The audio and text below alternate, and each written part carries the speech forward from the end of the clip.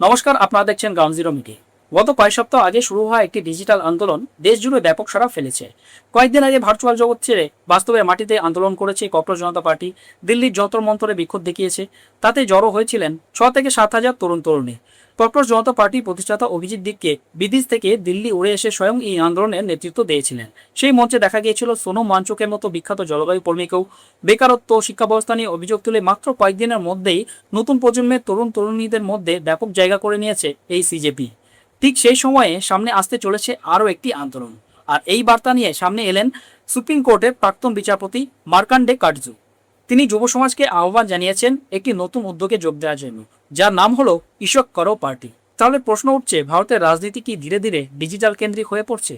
কাটজুর বক্তব্য অনুযায়ী এই উদ্যোগের মূল দর্শন হলো যুদ্ধ নয়, ভালোবাসা।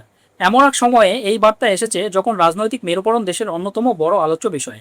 সামাজিক মাধ্যমে তিনি স্পষ্ট জানিয়েছেন, যারা এই উদ্যোগে যোগ দিতে চান তারা ইমেলের মাধ্যমে যোগাযোগ করতে পারেন। ফলে অনেকেই মনে করছেন এটি নিছক কোনো মন্তব্য নয়, বরং অত্যন্ত একটি সাংগঠনিক কাঠামো তৈরির চেষ্টা শুরু হয়েছে। যদিও এখনো পর্যন্ত কোনো আনুষ্ঠানিক ইশতেহার বা বিস্তারিত কর্মসূচি প্রকাশ করা হয়নি, ঘটনাটিকে আরও তাৎপর্যপূর্ণ করে তুলেছে এর রাজনৈতিক প্রেক্ষাপট। শিক্ষামন্ত্রী ধর্মেন্দ্র প্রধানের পদত্যাগের দাবিতে নয়াদিল্লির যন্তর মন্তরে অনুষ্ঠিত বিক্ষোভ কর্মসূচির সময়ই এই আলোচনা সামনে আসে। সেখানে উপস্থিত ছিল সামাজিক মাধ্যমে আলোচিত ককরোচ জনতা পার্টি বা সিজেপি।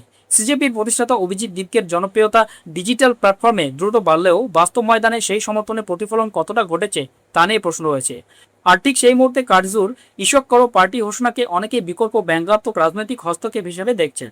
সবচেয়ে বেশি আলোচনা তৈরি করেছে কাটজুর সেই কথিত মন্তব্য, যেখানে তিনি লেখক ও সাংবাদিক মৃণাল পাণ্ডেকে সিজেপির বদলে ইশক করো পার্টিতে যোগ দেওয়ার আহ্বান জানান।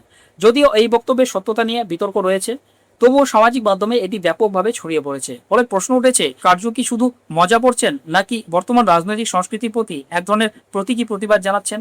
কারণ তার দীর্ঘদিনের জনসম্মুখের বক্তব্যগুলো লক্ষ্য করলে দেখা যায় তিনি প্রায়ই প্রচলিত রাজনৈতিক ও সামাজিক কাঠামোকে ব্যঙ্গের মাধ্যমে চ্যালেঞ্জ জানিয়ে থাকেন।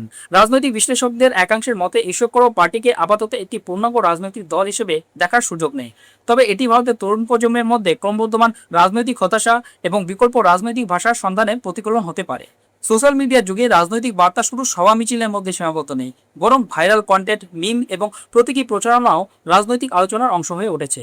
সেই বাস্তবতায় ইশক করো পার্টি হয়তো একটি নতুন রাজনৈতিক পরীক্ষার না, তবে বাস্তব হলো সামাজিক মাধ্যমে আলোড়ন তৈরি করা আর রাজনৈতিক সংগঠন গড়ে তোলা এক বিষয় নয়।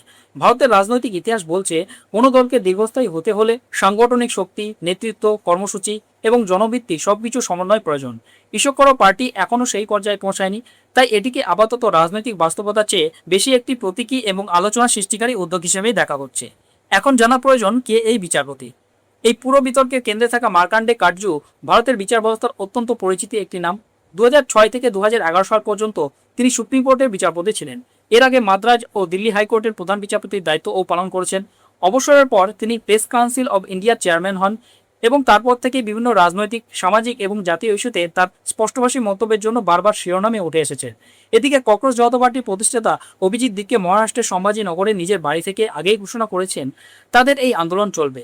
বিশেষ করে শিক্ষামন্ত্রী ধর্মেন্দ্র প্রধান পদত্যাগ না করা পর্যন্ত তারা আন্দোলন চালিয়ে যাবেন। এমনকি দেশ জুড়ে এই আন্দোলন ছড়িয়ে দেওয়ার বার্তাও দিয়েছেন তিনি।